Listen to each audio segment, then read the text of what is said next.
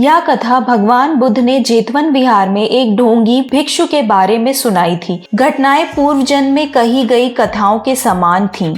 एक समय की बात है जब बनारस पर ब्रह्मदत्त का राज्य था। तब बोधिसत्व एक गो बड़ी छिपकली के रूप में जन्मे। गांव की सीमा पर एक झोपड़ी में एक तपस्वी रहता था जिसने 5 ज्ञान 5 विद्या प्राप्त कर ली थी और गांव वाले उसका बहुत सम्मान करते थे। उस तपस्वी की ध्यान लगाने की जगह के अंत में एक बिल में वह बोधिसत्व गोह रहते थे। दिन में 2-3 बार वे उस तपस्वी के पास जाते, उसके उपदेश और धर्म की बातें सुनते और फिर आदर पूर्वक प्रणाम कर अपने बिल में लौट जाते। कुछ समय बाद वह तपस्वी गांव वालों से विदा लेकर कहीं और चला गया। उसकी जगह एक दूसरा तपस्वी वहां आ गया, पर वह एक दुष्ट और ढोंगी व्यक्ति था। बोधिसत्व ने उसे भी पहले तपस्वी के समान ही पवित्र मानकर वैसा ही व्यवहार करना शुरू कर दिया। एक दिन अकस्मात गर्मी के मौसम में वर्षा हुई, जिससे चींटियां अपने बिल से बाहर निकल आईं।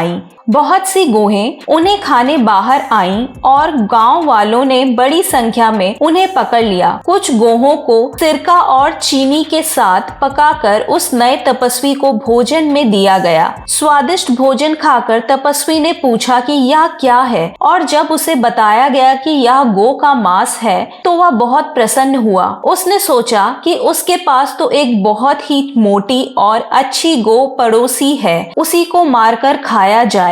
उसने एक बर्तन में खाना पकाने की तैयारी की, चटनी बनाई और अपने पड़ोसी के दरवाजे पर पीली चादर में एक हथौड़ा छिपाकर बैठ गया, मानो भीतर भीतर बहुत शांत और पवित्र हो। शाम को बोधिसत्व गोह आए। जैसे ही वे पास पहुंचे, उन्होंने देखा कि तपस्वी पहले जैसा नहीं लग रहा।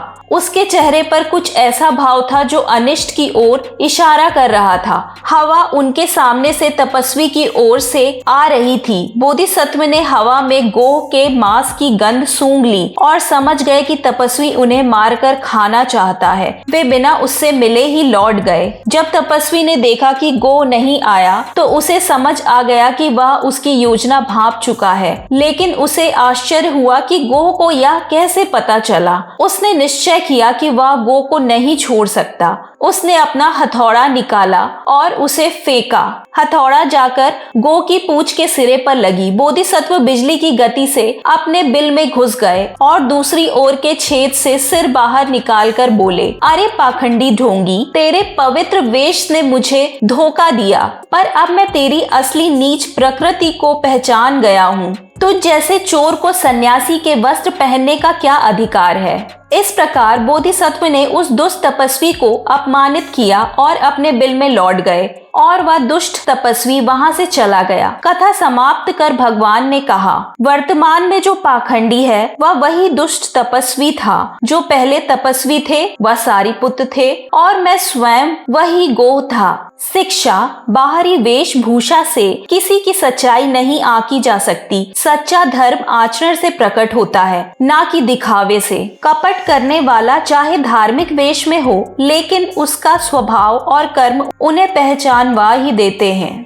बुद्धिमान व्यक्ति जैसे कि बोधिसत्व गो केवल बाहरी दिखावे से नहीं बहकते। सज्जनों को चाहिए कि वह सजग रहें और हर किसी पर आंख मूंद कर भरोसा ना करें। धोखा देने वाला चाहे संत का रूप धारण कर ले, उसकी बुरी नीयत छिप नहीं सकती। अगर यह कथा आपको प्रेरणादायक लगी हो तो चैनल को लाइक करें, शेयर करें और सब्सक्राइब करना ना भूलें। फिर मिलेंगे बुद्ध की अगली जातक कथा के साथ। तब तक के लिए जय हिंद।